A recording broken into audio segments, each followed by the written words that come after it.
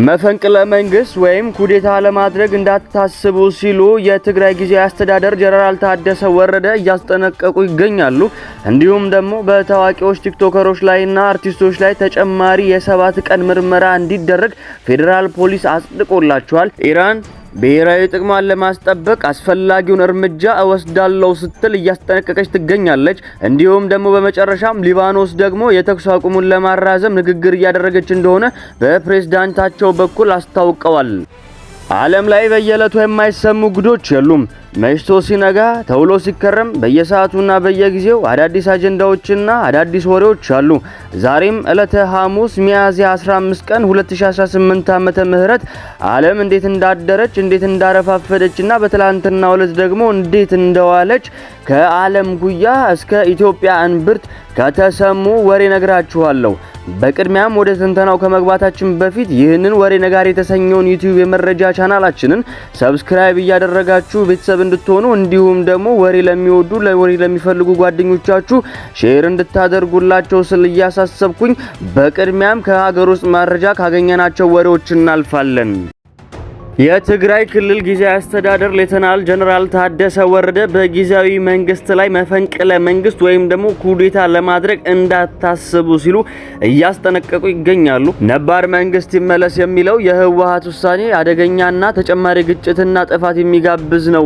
ውሳኔው ከተተገበረ ውድቀት እንጂ ድል አይገኝም ሲሉም ተደምጧል። ፕሬዝዳንቱ ስልጣን ይለቃሉ ወይ ተብለው ለተጠየቁት ጥያቄ የትግራይ ክልል ጊዜያዊ አስተዳደር ፕሬዝዳንት ታደሰ ወረደ ትላንትና ጠዋት ለላንዳ ሪፖርት እና ለአዛ ትግረኛ ለተባሉ ሚዲያዎች ከትላንት በስቲያ የቀጠለ ማብራሪያ ሰጥተው ነበረ። ህወሓት ባለፈው ሳምንት ነባሩ መንግስት ይመለስ ሲል የወሰነው ውሳኔ እሳቸውን ጨምሮ 9 አባላት ላሉት ካውንስል እስካሁን እንዳልቀረበ ቀርቦም ቢሆን ካውንስሉ ውሳኔውን ከማወቅ በዘለለ ውሳኔውን መቀልበስ እንደማይችል ገልጿል። ከአክሱም ከተማ ነባሩ መንግስት ይመለስ የሚል ውሳኔ በኋላ የውሳኔው አስፈጻሚ ከሆነ የህወሓት አካል እንዳልተገናኙ በተናጠል ሳይሆን ውሳኔውን ከሚያስፈጽም አካል ተገናኝተው መወያየትም እንደሚፈልጉ አስታውቋል። የህወሓቱ ነባር መንግስት ይመለስ አደገኛና ተጨማሪ ግጭትና ጥፋት የሚጋብዝ ውሳኔው ከተተገበረ ውድቀት እንጂ ድል እንደማያስገኝ አብራርተዋል።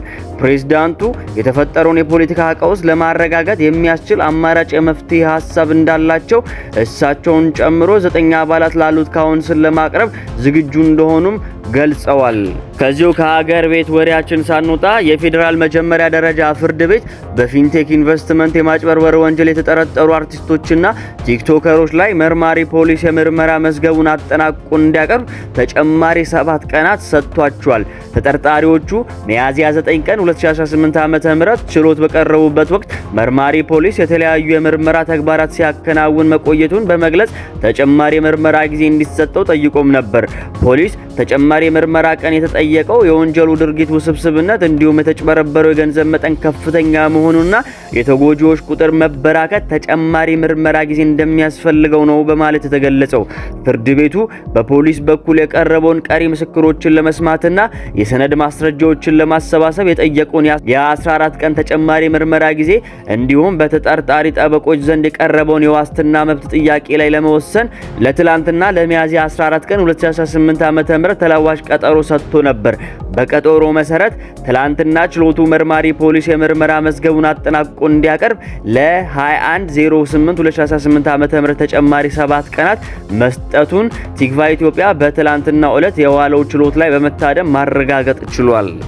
አሁን ደግሞ ከሀገር ቤት መረጃችን ወጣ እንበልና ከባህር ማዶ በተለይ ደግሞ የመካከለኛው ምስራቅን ሲያምስ የቆየውን የአሜሪካንና የኢራንን እንዲሁም ደግሞ የእስራኤልን ጦርነት ስንመለከት በትላንትናው ዕለት ኢራን የባላስቲክ ሚሳኤሎቿን እያሳየች እንዲሁም ደግሞ ለህዝቦቿ እያስጎበኘች እንደሆነ ታውቋል።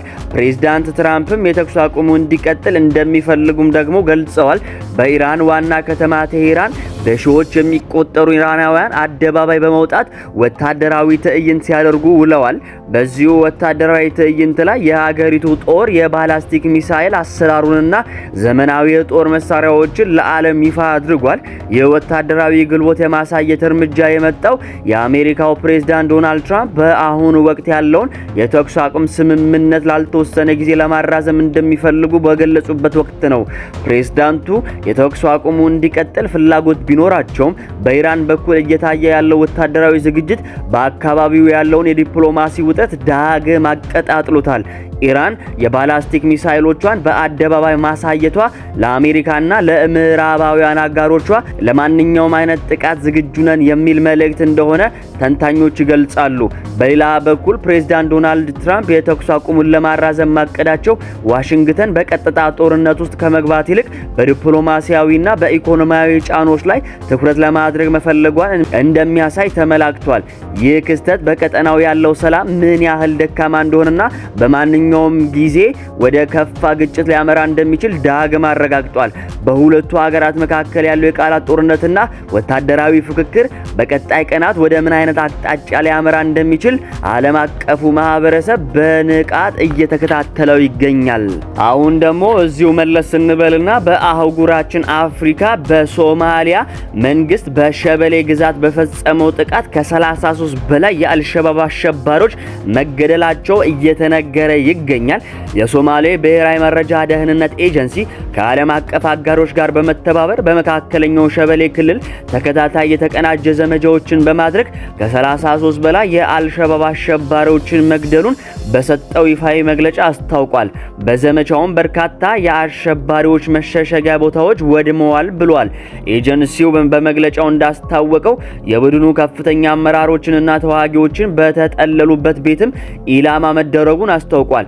የጦር መሳሪያዎቹ እንዲሁም ደግሞ የጦር መሪዎቹ ተዋጊዎችን በማደራጀት የሽብር ጥቃቶችን ሲያቅዱ እንደነበር መግለጫውም ዘግቧል። ተዋጊዎችን ለማጓጓዝና ለማንቀሳቀስ የሚያገለግሉ መኪኖች ተቃጥለዋል። ይህም የሎጂስቲክስ አውታራቸውም ውጤታማ በሆነ መንገድ በትነዋል ብለዋል። ይህ እርምጃ ወደ 90 የሚጠጉ አሸባሪዎች በአካባቢው ተሰባስበው የብሔራዊ ደህንነትን አደጋ ላይ የሚጥሉ ተግባራትን በማዘጋጀት ላይ መሆናቸውን መረጃው ያመለክታል። መግለጫው የታቀዱ የሽብር ተግባራት አቅም በእጅጉ አዳክመዋል እናም ሊደርስ የሚችለውን ስጋት ማስወገዱን ገልጸዋል።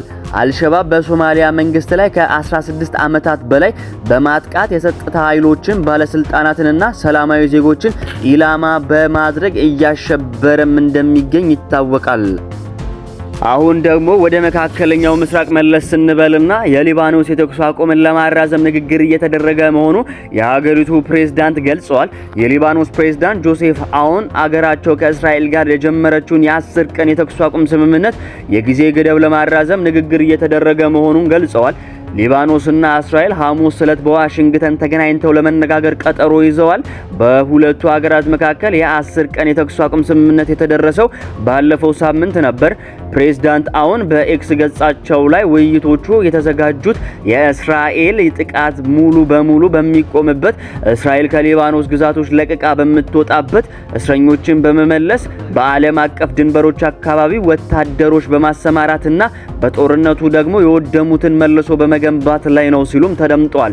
ፕሬዝዳንት አውን የሊባኖስን አቋም ሲናገሩ የምንደራደርበት ግልጽ ነው፣ ከሊባኖስ ሉዓላዊነትና ጥቅም በስተቀር ምንም አይነት ስምምነት እንዲሁም ድርድር እንዲሁም ደግሞ እጅ መስጠት አይኖርም ብሏል። ፕሬዝዳንቱ በዚሁ ልጥፋቸው ላይ ከአሜሪካ የተገኘው ድጋፍ ለሊባኖስ ማባከን የሌለብን እድል ፈጥሮልናልም ብለዋል። በመጨረሻም ኢራን ብሔራዊ ጥቅሟን ለማስከበር አስፈላጊውን እርምጃ እንደምትወስድ እየጠቀሰች ትገኛለች።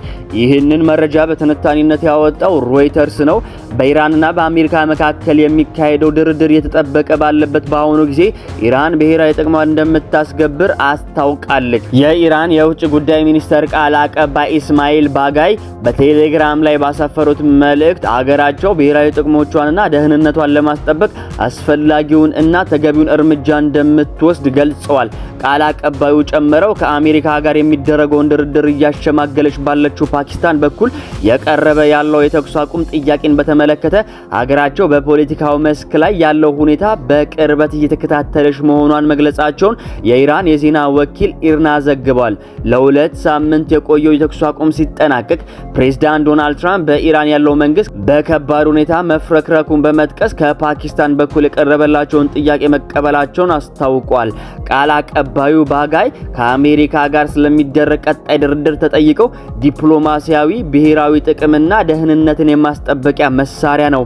ይህንን ደግሞ ለመጠቀም አስፈላጊና አሳማኝ ሁኔታ መኖሩን ስናረጋግጥ እርምጃ እንወስዳለን ሲሉም ተደምጠዋል።